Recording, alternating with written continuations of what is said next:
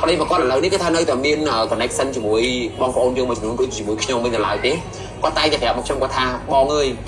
họ mà show bay là việc make tầm bay ở ga ta chuối ao như sau sập kia lắm ban đâm tệ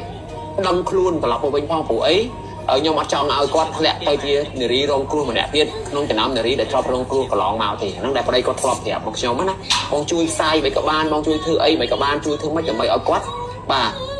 đâm smart ở đây mà với con đấy thì vô tham một con bà quát nó đi thử ca tham môn ở cung đưa có thử mình nấu cung mà là biết đây chỉ nó ăn cái hai ta chỉ nó ăn cái bằng vũ bong ôn dương tư sim riêng bây giờ để sai tập từng vu cho sập bài vì chắc mà có là việc chỉ nó ăn á bà បងប្អូនឥឡូវស្ដាប់ណាសារព័ត៌មានផ្ទះតារានេះខ្ញុំទៅស្ដាប់ចប់ហេតុអីបុគ្គលម្នាក់ដែលជាអតីតប្តីរបស់ខ្ញុំចាស់ហ្នឹងគាត់នៅមិនដាច់មិនស្រែកមិនហើយដល់ណាទៀតជាមួយខ្ញុំសួរអញ្ចេះវិញនេះខ្ញុំចាប់បានហើយមានអ្វីដែលលាក់បាំងនៅពីក្រោយហ្នឹងដែលខ្ញុំដឹងទៀតណាដាច់ស្រែកជាមួយខ្ញុំមិនដាច់ស្រែកហើយអស់ហើយឥឡូវហ្នឹងនៅចងកម្មចងពីដល់ណាទៀតបុគ្គលម្នាក់ហ្នឹងខ្ញុំអត់យល់ទេនេះបកាច់បកោឈ្មោះខ្ញុំរហូតមកដល់ឥឡូវហ្នឹងវាខ្ទេចខ្ទីអាលីលុតអស់ហើយដោយសារវានឹងឯងណាហើយមិនអស់មកហើយអីទៀតខ្ញុំនៅប្រពន្ធវាដល់ណាទៀតខ្ញុំលែងលះវាដាច់ស្រែករហូតដល់ចៃថតសម្បត្តិឲ្យគេទៀតទាំងគេចូលក្នុងជីវិតខ្ញុំអត់មានឲ្យខ្ញុំទេណាមានកិច្ចសន្យាមិនហាយហួរទេបែកគ្នាដោយសន្តិវិធីបែបនេះបែបនោះចឹងទៅនិយាយអស់ហើយនៅក្នុងហ្នឹងឥឡូវចេញមកទៀតរហូតមិនអស់មិនហើយជួលឲ្យមីក្មេងពីលនោះនិយាយដើមលោកឪសិតលោកឪហ្នឹងបកាច់បខូចលោកឪជាមនុស្សមួយដែរយកប្រពន្ធគេលោកឪហ្នឹងជាខ្ទើយលោកឪហ្នឹងជាប្រពន្ធរបស់មីក្មេងពីលហ្នឹងប្តីរបស់មីក្មេងពីលហ្នឹងអីចឹងទៅហើយឥឡូវនេះវាថាអត់ទេលោកឪនឹងអត់បានអីវាទេស្មានតែធ្វើអីខ្ញុំអត់ដឹងមែនអ្នកឯងជួស្រីការ៉ាអូខេមកបកាច់បកោឈ្មោះលោកឪទៅសើបរឿងលោកឪគ្រប់បែបយ៉ាងសាងកម្មពៀមួយខ្ញុំមិនអស់ចិត្ត6 ដល់ 10 ឆ្នាំហើយមកសាងកម្មពៀមួយលោកឪទៀតណាអ្នកឯងឡើងទៅលើភ្នំប្រមាថលោកឪរស្លាប់លោកឪគម្រាមស្លាប់លោកឪនៅអាស្រមអីនោះគេក៏ដឹងឮគ្រប់គ្នាដែរឲ្យវាល្មមបានទៅគេឈ្មោះខ្ញុំវាលាយលុតដោយសារបុគ្គលម្នាក់ហ្នឹងឯងដែលបង្កើតធីមបង្កើតពួកហ្នឹងមកប៊ូលីយើងសពគ្រប់ការអស់ហើយអត់ចេះសេខ្មែរសុកគិត translate បកប្រែភាសាខ្មែរមកខមមិនជេយើងមកខមមិនសោកយំជាងជីវិតរបស់យើងអីចឹងទៅបន្ទាប់បែកពីវាហ្នឹងឲ្យមហាជនមើលមកយើងហ្នឹងជាមនុស្សល្ងងឡប់សតិអាក្រក់ណាបុគ្គលដែលផិតប្តីទាំងខ្ញុំពាក្យអ្នកឯងនិយាយមួយខ្ញុំមកវាច្រើនពេកហើយអ្នកការខ្ញុំរស់នៅជាមួយអ្នក6 ដល់ 10 ឆ្នាំមកវាដូចនៅរក់បែបអញ្ចឹងនៅចុះនៅរក់ទាំងរស់អ្នកមានដែរដឹងទេពីអារម្មណ៍នៅខាងក្នុងរបស់ខ្ញុំបើអ្នកវាយខ្ញុំបើសិនជាអ្នកវាយខ្ញុំឲ្យខ្ទេចមុខវាខ្ទេចវល់អស់ហើយតែវាអ្នកឯងចូលចិត្តវាយពីខាងក្នុងរបស់ខ្ញុំយល់ទេវាយផ្លូវចិត្តខាងក្នុងរបស់ខ្ញុំក្រំគ្រាដូចធ្លាក់នរកអញ្ចឹងនៅ6 10 ឆ្នាំហ្នឹង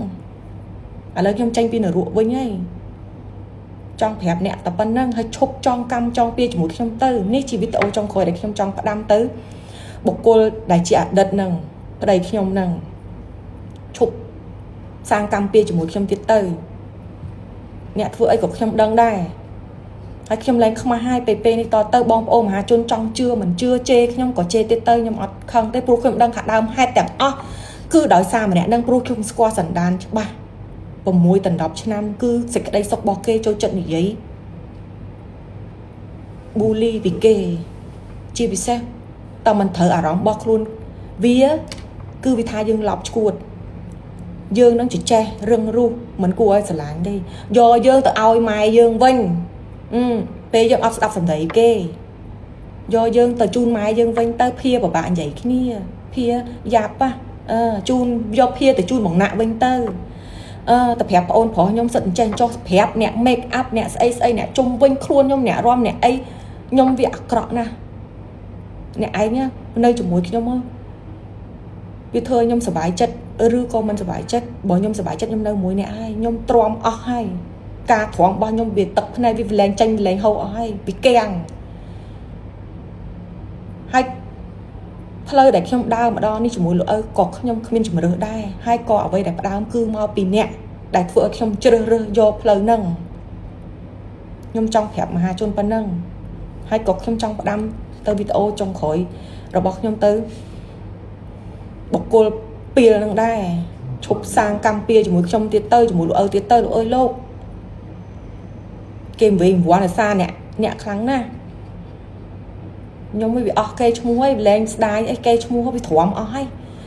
សុកគិតឲ្យលុយឲ្យអីកុំឲ្យគេនិយាយហែកគេយើងណាយើងខ្មាស់គេឥ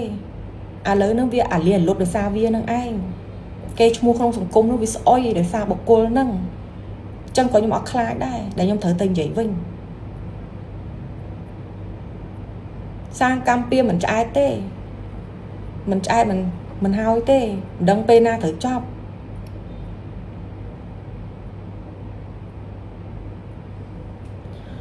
ហើយអត់យល់ហើយយើងនឹងស្អីបន្តិចក៏ត្រូវមុនអាគុំឲ្យបងផ្ទះតារាហ្នឹងក៏អញ្ចឹងទៀតសិតតែយើងមโนគមវិជ្ជាបងមโนគមវិជ្ជាវាខុសពីសច្ចធម៌សច្ចធម៌ជាពាក្យពិតស្នេហ៍ជាស្នេហ៍ពិតអ្វីដែលល្អទង្វើល្អគឺគេស្រឡាញ់ហើយបងខ្ញុំអាយុ50ហើយខ្ញុំដឹងសដឹងខ្មៅដឹងច្បាស់បងមិនអាចរស់នៅក្នុងជីវិតប្តីប្រពន្ធរបស់ខ្ញុំទេ6 10ឆ្នាំខ្ញុំទ្រាំបែបណាខ្ញុំទ្រាំណាស់បងព្រោះខ្ញុំខ្មាស់គេខ្ញុំជាមនុស្សមហាជនខ្ញុំមានកិត្តិយសតែកិត្តិយសខ្ញុំឥឡូវវាខ្ទេចដោយសារម្នាក់ហ្នឹងអញ្ចឹងក៏ខ្ញុំត្រូវតែចេញមកដែរមកបកស្បែកមុខវាដែរព្រោះប្រទេសមានច្បាប់ណាអ្វីក៏ខ្ញុំឲ្យទាំងអស់ជាយាមហើយនេះឬដែលអ្នកថាស្រឡាញ់ខ្ញុំហើយទាំងអស់គ្នាបងសារព័ត៌មានផ្ទះតារាហ្នឹងក៏ដោយបងមុនចុះបងសួរខ្ញុំសិនបងចុះលំអៀងណាបងមានដែរសួរខ្ញុំថាអូភីមិនអញ្ចឹងអីអញ្ចឹងបងអត់ដែរសួរទេហើយកុំយករឿងរបស់ខ្ញុំតាក់តងពាក់ព័ន្ធជាមួយនឹងសាសនារឿងផ្ទាល់ខ្លួនប្តីប្រពន្ធរបស់ខ្ញុំផ្សេងបែកគ្នាវាអត់តាក់ទងជាមួយនឹងសាសនាទេហើយឥឡូវយូរទៅជាអ្នកវិបស្សនាសមាធិទៅជាគេខ្លាចវិញគេខ្លាចសមាធិយូរលែងប្តីវាទៅជាចេះវិញអាហ្នឹងវាធ្វើឲ្យខ្ញុំមានកំហុសជាគំរូមួយដែលមិនល្អនៅក្នុងផ្លូវសាសនាទៅទៀតវាកាន់តតោខ្ញុំធ្ងន់ទៀតព្រោះខ្ញុំអត់ចេះចេញបកស្រាយខ្ញុំអត់ចេះនិយាយឯងខ្ញុំខ្មាស់ឥឡូវវាលែងខ្មាស់ទៅអីទៅ